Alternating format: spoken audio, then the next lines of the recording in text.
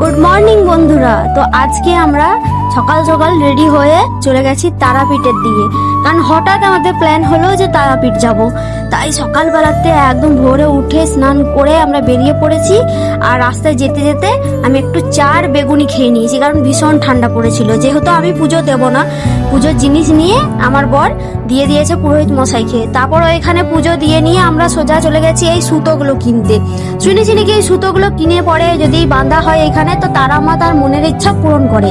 পূরণ করার পর আবার এসে এই সুতোগুলো খুলতে হয়, কিন্তু আমি খুঁজে পাচ্ছি না। এই সুতোগুলো তো অনেক লোককে বেঁধেছে, তো মানে কার কোনটা বটে এটা খুঁজে কি করে পাবে, তোমরা একটু বলো। তো তারা মাকে দর্শন করে নিয়ে বেশ ভালো লাগলো, যেহেতু আমার ফার্স্ট টাইম ছিল। কিন্তু দর্শন তো পেলাম না ভালো করে, জাস্ট একটুখানি দেখতে পেয়েছি।